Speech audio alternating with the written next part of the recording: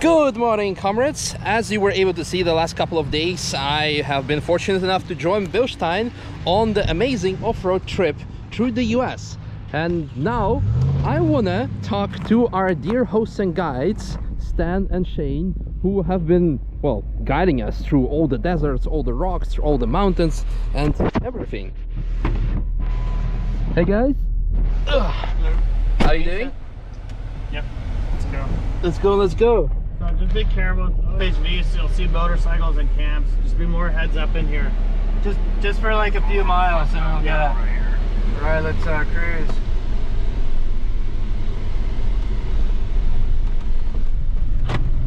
Well, first of all, I want to say, guys, massive thank you for making this whole thing possible, for guiding us through the no man's land of the United States. Yes, many, many miles. Yeah.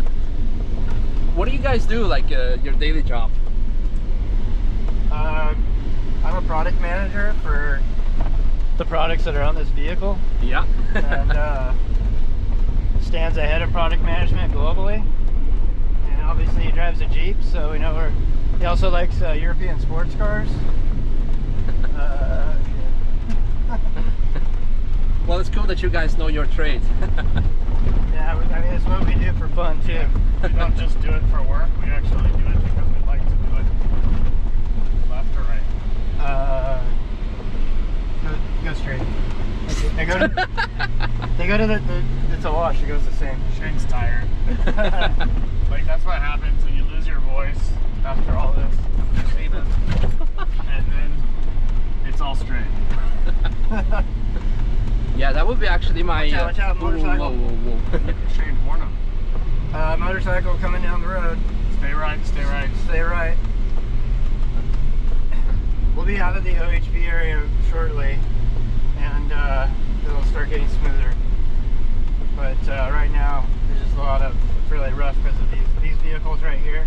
They really like turn up the... Can you warn them? Turn it up. Side by side, stay right. Side by side. Okay, you're gonna start going to the left. What does OHV stand for? Off-highway vehicles, so they're not street legal. So actually in the United States you have areas where you're allowed to go with your non-street legal vehicle and have some fun in off-roading? Yeah, that's this right here. So it's just like a racetrack, but a racetrack for dirt bikes, side-by-sides, and quads. And some areas you can drive wherever you want, and some of them you have to stay on the trail. So this is a wide open section where people can be coming from any direction on any trail that they find. Some of the sections we'll drive through are fixed, where you have to stay on the road. So it's usually a mixture out there. Yeah. This is pretty damn awesome for me as a European, where you are absolutely not allowed to have fun, if I may say so. Off-road? Yeah, off-road.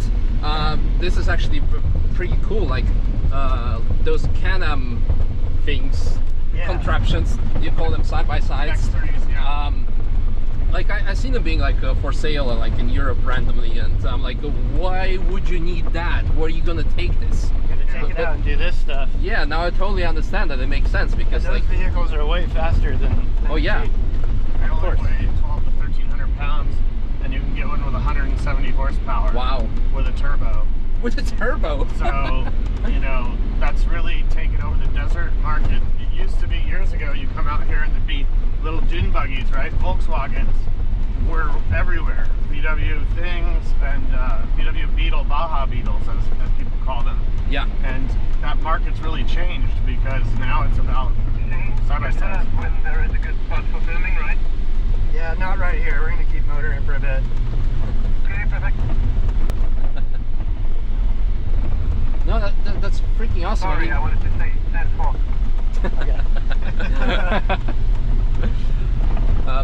For me, as again, let's generalize me being European, like off-road culture is very, very limited. You have some forests, trails and whatnot, and maybe like some secluded areas. But we see some cool stuff from the States, like BJ Boltman jumping with super trucks with Monster Energy, and you think like, oh my god, this is like so extreme and you have to be professional. It's probably what people think when they see Nürburgring videos, and Right. you need to have like a multi-million dollar supercar to be able to drive a track. Right. But here you can actually have fun and yeah, just like Right. trying to like do it with your friends, family. Yep. Yeah. And I think that's pretty cool. And it's quite affordable, right? So a lot of people have an RV or a motorhome, and then they'll buy a side-by-side, and a basic side-by-side, used maybe 10,000 or some quads. You can buy the fastest Can-Am X3 they sell with no upgrades for about $30,000 to $35,000.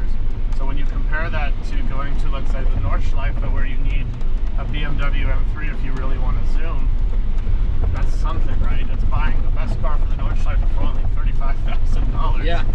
And you'll see a mix of 2-seaters and a mix of 4-seaters, because some people, it's really a family affair. They bring their whole family out for the whole weekend, and this is their vacation. So instead of going to Mallorca or Spain, they come out to the desert, and it's quite affordable and fun. Which way? There's an arrow to the right. Let's see what that says right there. It says right is palm wash. Palm wash. Well, I think you want to stay with palm wash. So we're going right. So one of my actual questions was going to be, how do you navigate through all this no man's land? Like there is not really Google Maps for those trails, I guess. Right, you have a navigator like Shane. Yeah, just coming out and doing it a lot. Yeah, this way. And we have a GPS. This track that we've been doing the last few days, I did as a customer demo recently. Uh-huh. And it's I have it navigated, so I've been following some of it. Okay. This one's kind of dodgy through here, so I'm actually trying to follow our previous track. So this is something you just like set waypoints along the way when you do it yourself, so you can like use it for later, or? I actually had ran it before, like in 2016 we drove off-road to SEMA from San Diego. Okay. This is one of the beginning days of our first day. This is like one of the first legs. So I'm actually like, I brought it up on the GPS so that I'm just following it right now, backtracking a track that I already laid down a long time ago. Mm-hmm. There's so many people, like this is a Magellan unit, that you can find trails that other people have shared and mapped.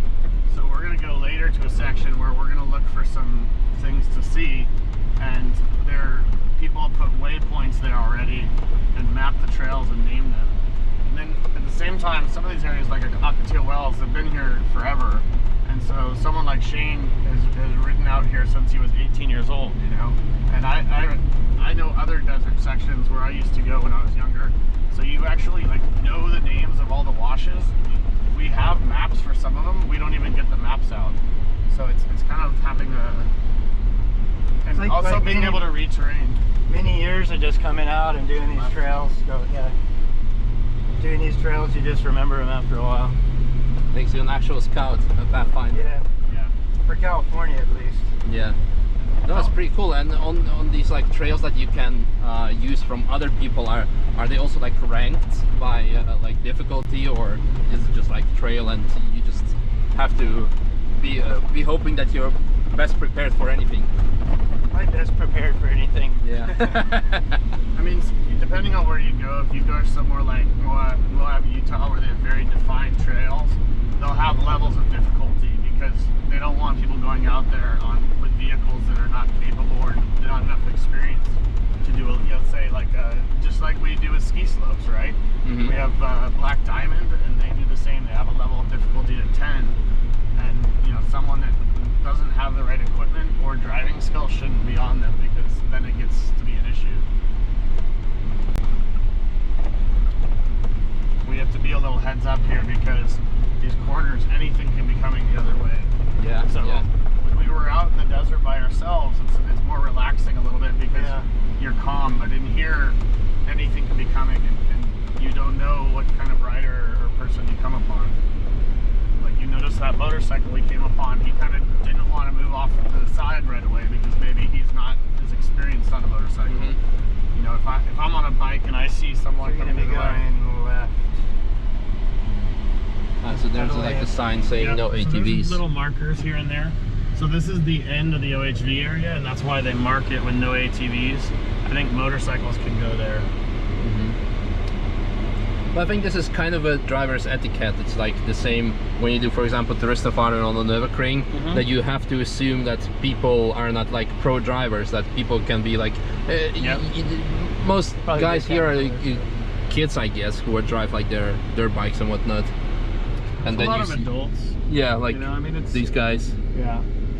Adults from appearance, not in between their ears, I guess. Everyone's a kid at heart, right? Isn't this like children being children? Yep. What's wrong?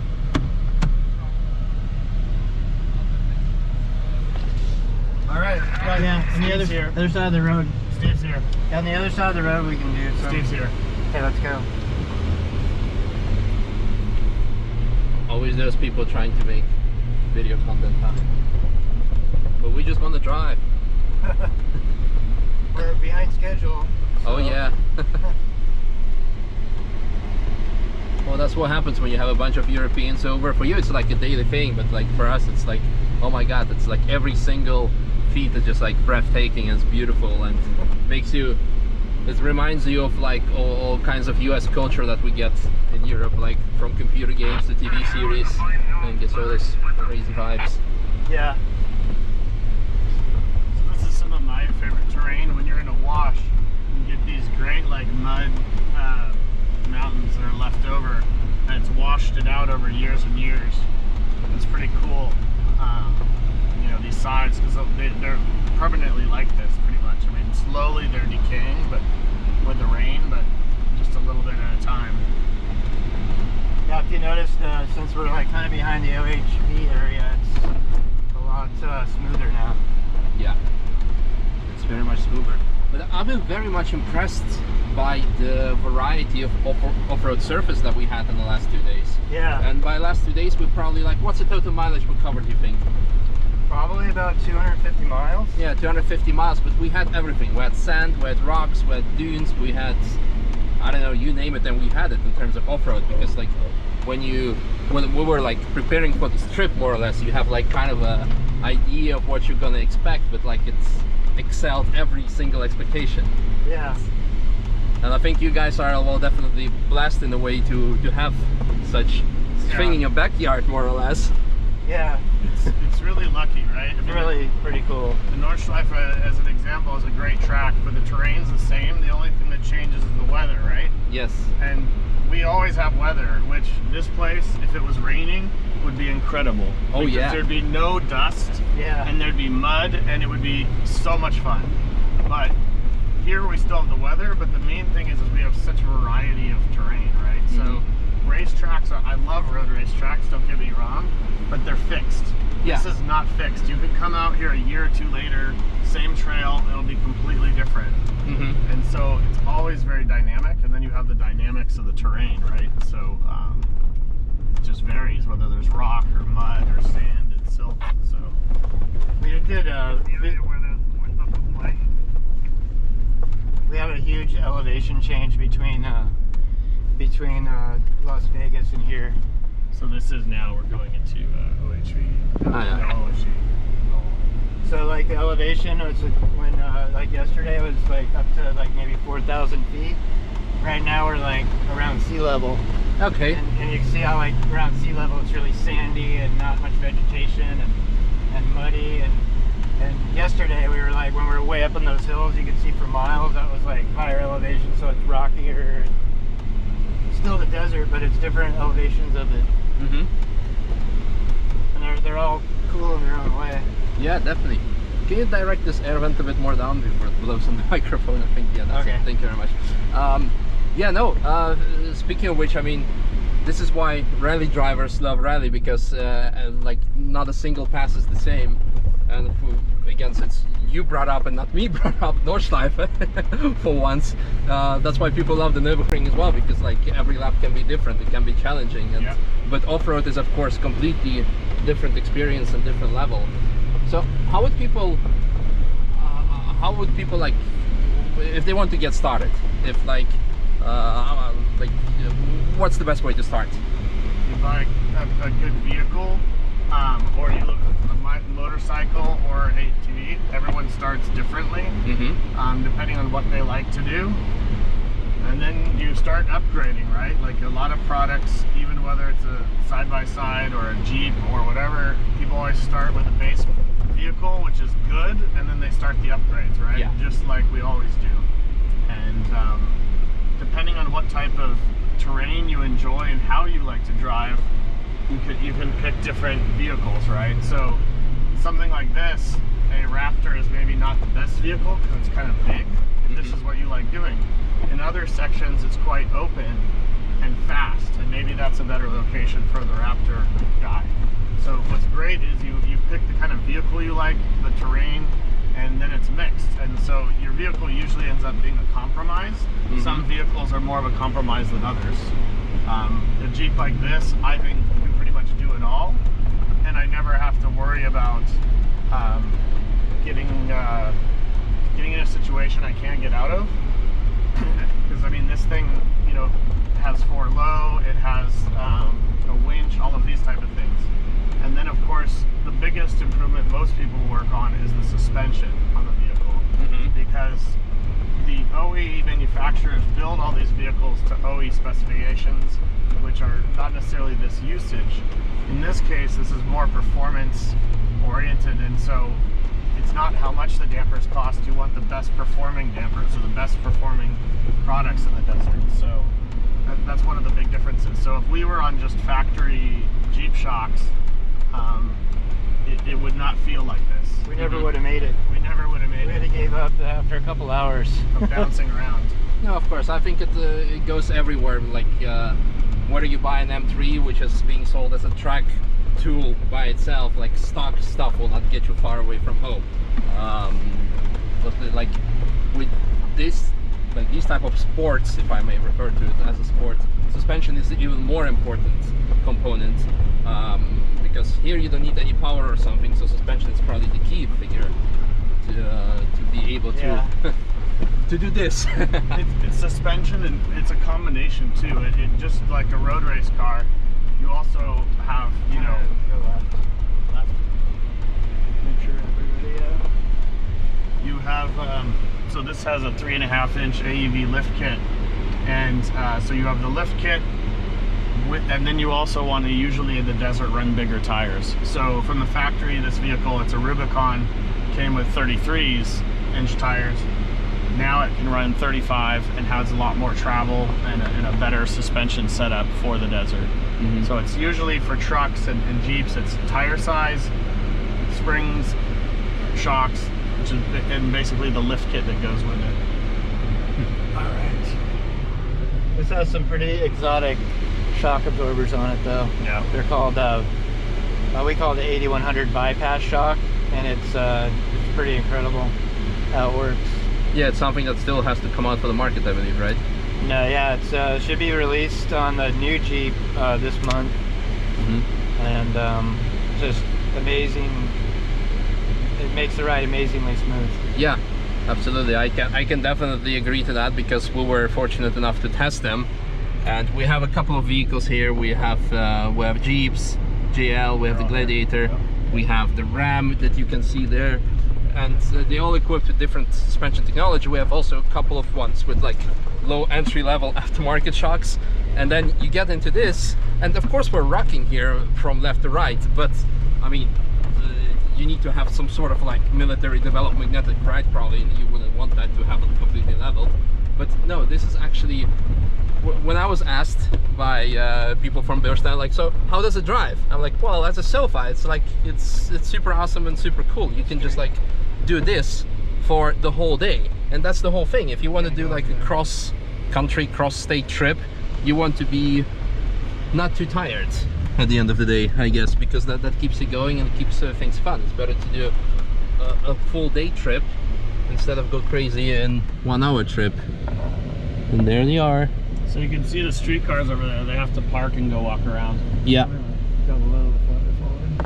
Move forward. Truck Heaven Trail, restricted area. Tima wanted some stunt areas.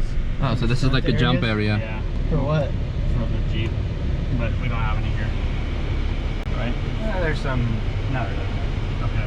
We did the stunts. Yeah. We had some stunts. See, I even go. Even I used to ride motorcycles, and now I go out with a family. So I bought a Jeep, right? And so you can see evidence of that in the corner.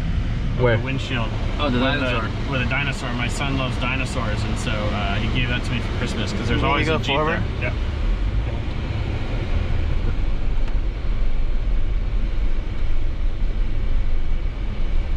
Really good. You just tell Tebow there's not too much stunt stuff over here, but there might be a little further down, right? No Hey stunt. Steve, did you get near the road to cross? No shooting. And how long do you usually like go off-roading for? Is it something you just do like for a couple of hours or like a day or weeks? Usually a day, because I mean I live in San Diego, Shane lives in Poway, and so for us it's that be a good one, Shane? I'd say it's like for me it's like a weekend. Usually go camp. Should we stop here? Stop for what? Do you want to film anything? Dude, we don't have time. Okay.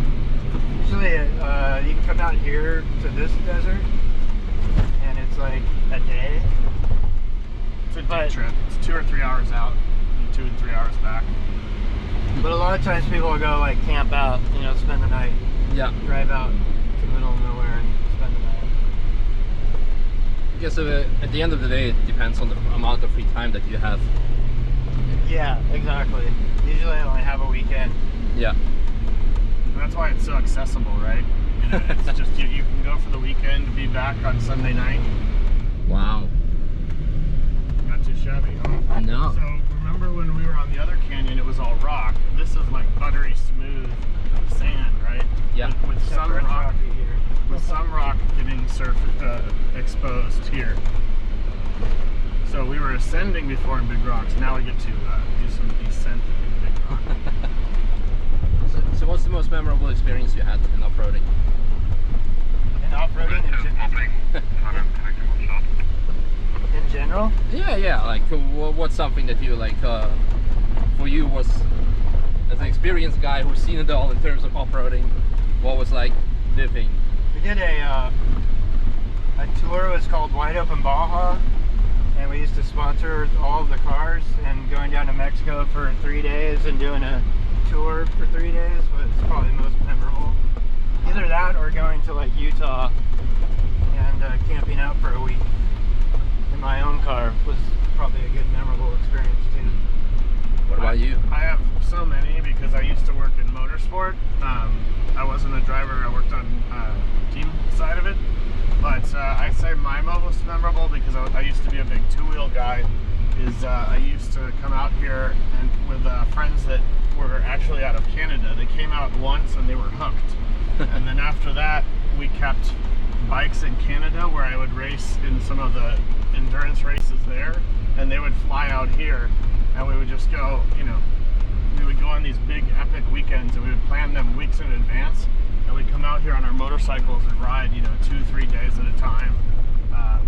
And you know, we've seen stuff that I don't think I could ever get to in a car or a larger vehicle, and you know, it's just incredible when you can cover 60 to 100 miles a day on a motorcycle in the desert and not see one person and see nature that probably no one has seen in a very long time. Like this, how many people have seen this, right? It's something truly cool. Yeah, it's crazy the places that you've taken us. And there's like absolutely zero civilization. But like one of the first stops we had today, there was like some sort of destroyed shack or a house, and Yeah. it's like, how did that get there and how did it got rid of it or something? It's kind of mind-boggling. There was a lot of mining in California, whether it was gold mining, like a lot of areas I used to ride were up by rivers and there was a lot of people thinking they'd find gold by all the washes, right? Because with rivers and stuff, you get the exposed rock, etc. And so a lot of that is from mining. I would say that's why a lot of people lived out here. And also just the culture changed. I mean, people were out here with farms and animals and things like this at one time, not necessarily this area, but some of the areas we passed. And today you would never do that, right? So what's the biggest danger of off-roading? Rolling. Rolling. Definitely rolling. Yeah. Or hitting someone or going off a cliff. Okay. Or getting hurt. Obviously, it's probably the biggest danger, which is usually associated with rolling. Yeah. And when you're at high speed, obviously you're carrying a lot more momentum. So if you hit a rock, you could flip over at very high speed, blow a tire, then flip over. These type of things. And anytime you're at speed, you have to really be heads up, watching really far ahead. Okay, go. Okay. Just like at a road race track. So, but how do you prepare? Not really, because you don't have someone just pull you off the track. You're in the middle of nowhere. And you don't have random rocks that just have decided to fall down from the cliff right in the middle of the trail. Yeah. So how do you prepare yourself for this? Like you should just come out like with more people to be safe, or? Yeah, usually you want a couple people. And you need to run like 10 miles a day. Do a lot of yoga. Water. Water. Yeah, you have to hydrate. Number 1 rule is water. Yeah. Number 2 rule, don't roll. Don't troll. Or crash. You just have to be careful, be on the offensive. But you need water for sure.